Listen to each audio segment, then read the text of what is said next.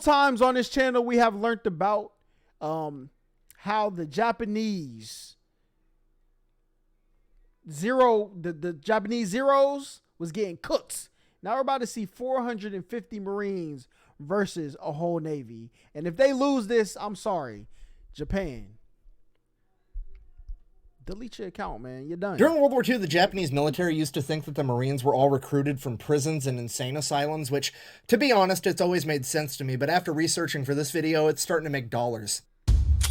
Today we're talking about the first time that the United States Marine Corps would come toe-to-toe with the Japanese military. Ladies and gentlemen, Wake Island, a small coral atoll 2,000 miles west of Hawaii. Oh, this is what Bikini Bottom is based off of. The atoll island. Yo, this is crazy. Closer to Japan than it was to America, and highly sought after by the Japanese to be a forward operating base for World War II. The only problem with that was it was currently held by the Americans. 450 Marine Corps artillerymen and 1,200 civilian construction workers, as well as 70 Navy corpsmen. In this context, for the layman, if you don't know, Navy corpsman is a fancy word for Marine Corps medic, aka Doc. And they didn't have much to defend the island with, but they did have 6 5-inch coastal artillery guns that were actually taken from America's first ever battleship, the original USS Texas from the 1800s. They also had 12 3-inch anti-aircraft guns, 18 M2 Browning machine guns, 30 Browning 30 caliber machine guns, as well as 12 Grumman F4F Wildcat fighters. In regards to time, Wake Island is 22 hours ahead of Hawaii, meaning that from their perspective, Pearl Harbor would take place on December 8th, 1941. An hour after the attack on Pearl Harbor had ended, Wake would receive a transmission saying that Pearl Harbor had occurred and that they needed to be prepared.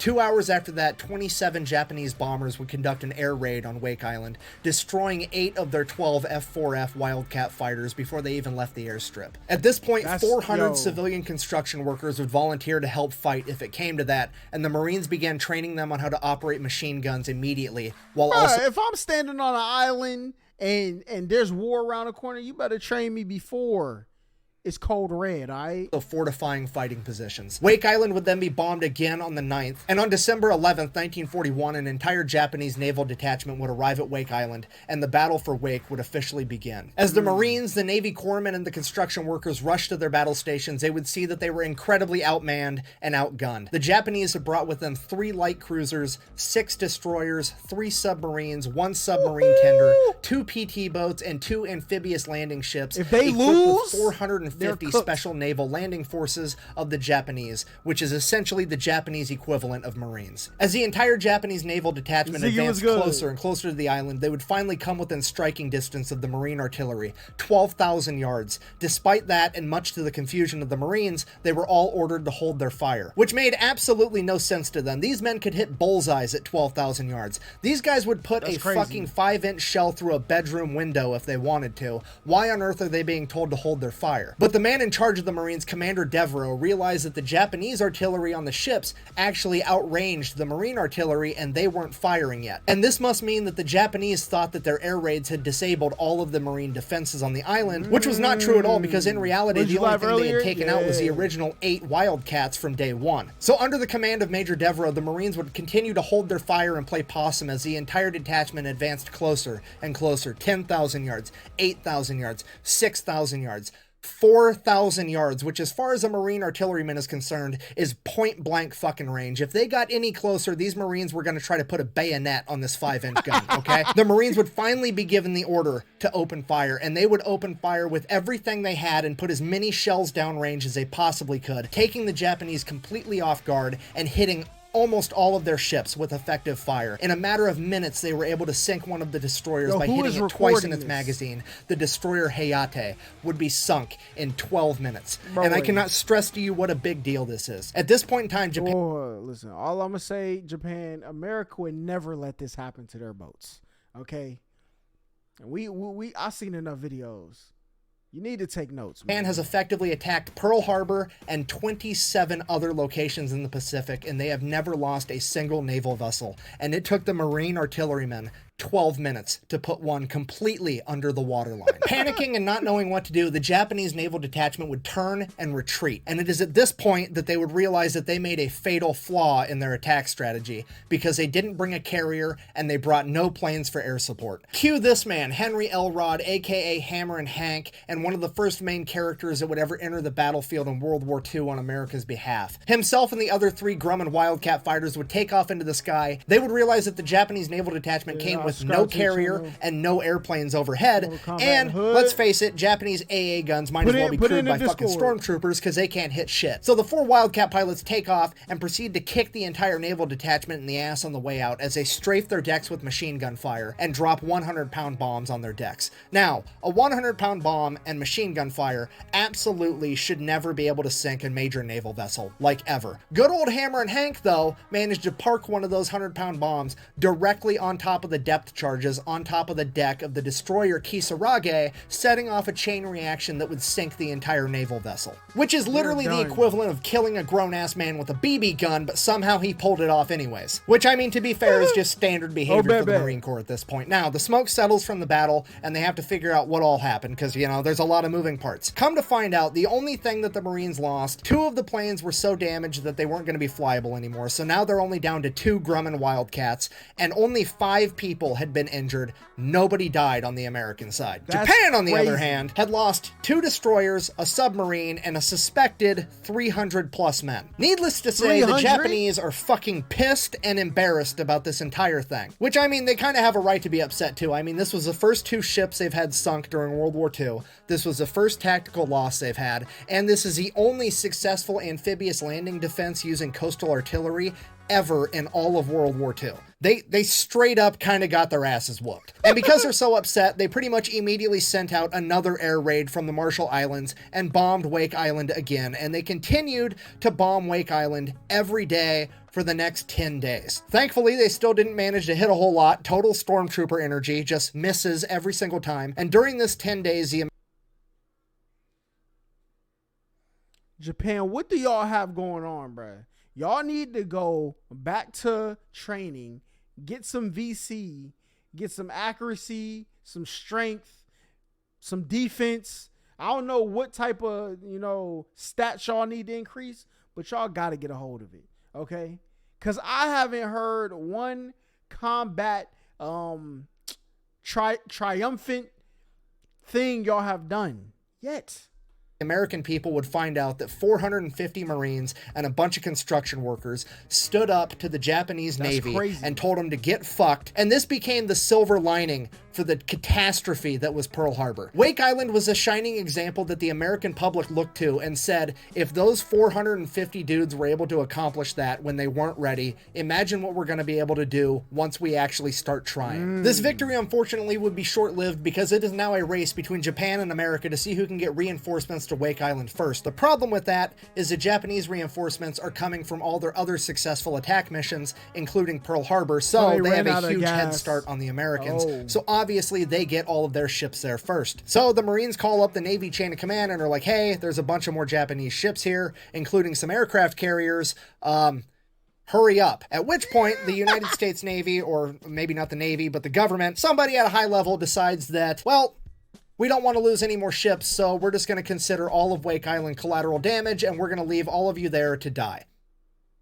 I wish I was joking. So the first battle for Wake Island was on December 11th. They then got bombed every day for 10 days straight. It is now December 22nd. They have all been left there to die, except these are United States Marines, so fuck it, we're still gonna fight anyways, because that's just how they get down. So December 22nd, 1941, the second battle for Wake Island is about to kick off. In the red, white, and blue corner, we have 450 Marine artillerymen, 400 construction workers, and 70 Navy corpsmen, going toe-to-toe with a reinforced Japanese Navy of 3 light cruisers, 6 destroyers, 2 PT boats, 2 amphibious landing vehicles, a bunch of more amphibious landing soldiers, 1 submarine tender, 2 submarines, 4 heavy cruisers, 2 mine layers, and 2 aircraft carriers returning from Pearl Harbor, the IJN Hear You and the IJN See You. Apparently the IJN Smell You and Taste You were fucking busy. And now, to the Marine Corps' surprise, the entire naval detachment refuses to get anywhere near this island, not willing to come within 12,000 yards because they don't want to get shot caught up by accurate Marine artillery fire again. So instead, what they do is they send out their 2 amphibious landing ships with 900 soldiers on them, and they deploy every single plane that their aircraft carriers have. The 2 remaining Marine Corps Wildcat fighters are about to go toe-to-toe with 50 Japanese aircraft. And somehow, those 2 badass Marine aviators managed to shoot down 21 Japanese planes. Yo, get the Japanese out the sky, bro. They're done. Holy, oh my goodness. What is going on, bro? One of which was the bomber of Bombardier Norobu Kanai, the man that was credited with sinking the USS Arizona. This would be considered the first ever revenge for Pearl Harbor. The remaining Japanese planes then proceeded to bomb and strafe the island with machine gun fire. They didn't really do a whole lot of damage, but one thing they did take out was the communication lines leaving the command bunker where Major Devereaux was. And nobody knew that that had happened, so Major Devereaux's inside of his bunker giving orders, but nobody's hearing them. So when the 900 Japanese Special Naval Landing Forces landed on the beach, and they weren't given any orders, the Marines are kind of like, what are we doing?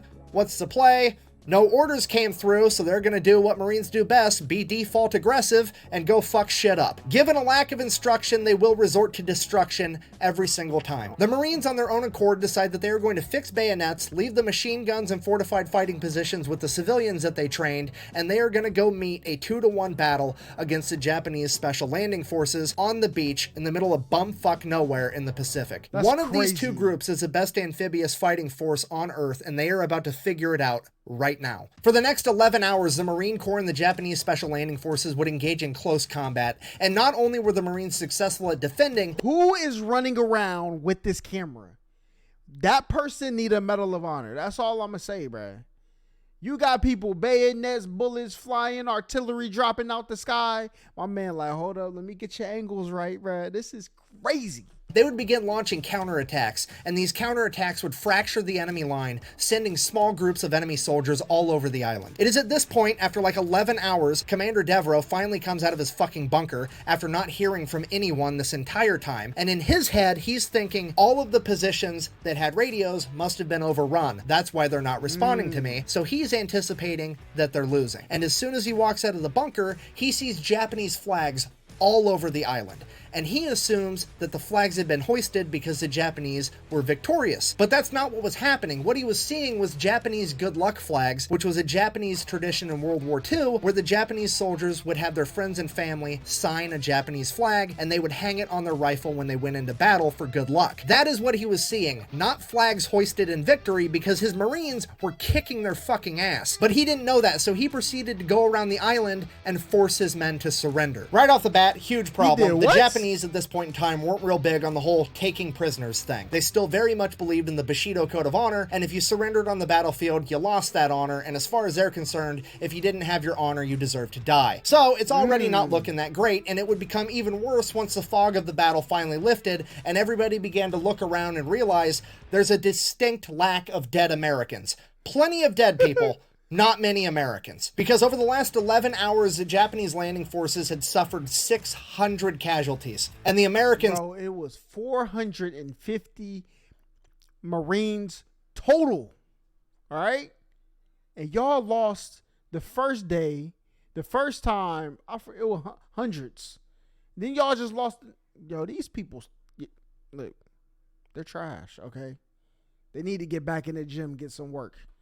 Had only lost 52 Marines and 70 construction workers. I say only, that's still a lot. It's way too many. It's tragic. I'm not trying to diminish that in any way. I'm simply trying to explain it was an extremely lopsided battle, and this would only serve to infuriate the Japanese even more. So the Japanese, now thoroughly pissed off, decide they are going to take every American on Wake Island, including the civilians that didn't even fight, and strip them all butt naked and tie them together in groups of 15 with telephone wire and march all 1,600 of them to the airfield. They then began assembling their crew-served machine guns, intending on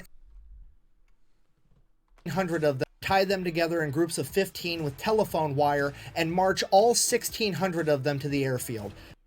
You march 1,600 people, and y'all have 450 people total on your team.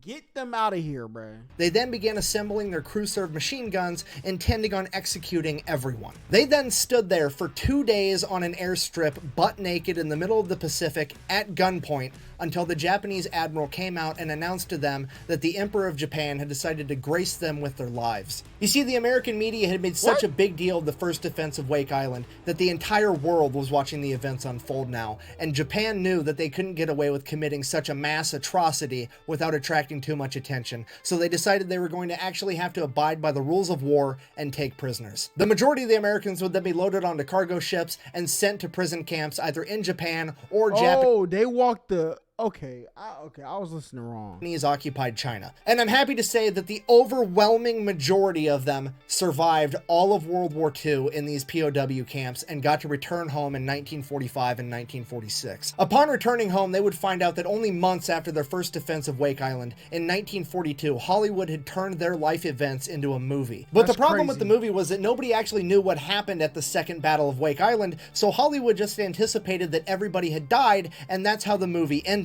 Fast forward like 45 years later, there's a Wake Island reunion event where a journalist finally asks all the Marines what they thought of that movie when they first returned home. And without skipping a beat, this man in his 60s or 70s at this point chimes in and says, well, first of all, we didn't actually have a dog there. To which every other Marine began laughing, and it is hands down my favorite part of this story, because somehow that man lived through an entire lifetime worth of shit before he turned 25, and he's now made it into the twilight years of his life with his sense of humor intact and that innate burning desire to be a fucking smartass that every military member I've ever met has. And now the story's gonna get weird. Whatever became of Wake Island itself, well, it would remain under Japanese control for the duration of World War II. Every time an American naval vessel drove past it, they would open fire on it with its guns, and they would routinely perform air raids on the island. Now, as fate would have it, one of those air raids on Wake Island would be the very first combat mission of a new pilot that joined the military at the ass end of World War II, and that pilot's name was George Bush. What? Don't worry, it's gonna get weirder. Returning now to the men as they were currently serving as prisoners of war, the vast majority were held in POW camps in Japanese-occupied China. Of all the men held there, a single Marine would escape, and he would make his way all the way to northern China, where he would find a group of Chinese communist soldiers, also not super big fans of the Japanese at this point in time, and they would decide, hey, the enemy and my enemy is my friend, I'm gonna make sure this Marine makes it home safe, and that's exactly what they did. And just as that Marine was about to set off on his final journey home, he would receive a visit from those soldiers' leader, and that leader would wish him well on his journey and gift him with several very nice Chinese rugs. That leader's name was Mao Zedong, the deadliest human of all time, credited with killing somewhere between 40 and 80 million people. Yeah, the truth is literally stranger than fiction, and all— Bro, there's a human rights museum in Atlanta, bro, and they got that man plastered right in there, okay? They got him, Hitler, who's the other dude? Idi Amin? Stalin? Was it Stalin? No. It's like 6 of them, bruh. Listen, them boys was racking up. Get them out of here, all right? All of this happening, I have so many questions, but most important of all, the one question I want an answer to more than anything. What do you think that guy did with the rugs? I mean, for real, on one hand, kind of weird to keep them, but on the other hand, the rug didn't do anything, and it's a nice fucking rug. You know what I mean? Okay, this video is getting out of hand. I have to end it. In conclusion, after Pearl Harbor, the commander of the Japanese Navy, Admiral Yamamoto, would write in his personal diary, quote, I fear all we have done is awoken a sleeping giant and filled him with terrible resolve. And I personally find it ironic that the first time that his men would come face to face with that terrible resolve, the sleeping giant that they awoken, would be 3 days later at Wake Island, where 450 Marines, 70 Navy corpsmen, and 400 blue-collar construction workers stood together and halted the most powerful Navy on the planet in their tracks for 16 days. If you made it this far in the video, thank you for watching. Imagine being under that stress. Like, people think they be stressed when it's the 16th and the 1st is coming in 15 days. They think it's like, yo, I gotta, stress. Imagine being here for 16 days. Be grateful, you know what I'm saying? Best way to support the channel is go buy some merch at thefatelectrician.com. Quack bang out. I'm gonna be honest, I probably would have kept those fucking rugs. What'd you think of the movie Wake Island when you first saw it? First thing, we didn't have a dog. Yeah, that's number one. And Brian Dunleavy. Bruh, I want to interview somebody that was like a decorated military person, bro. I got some questions, okay? And I need some answers. That's it.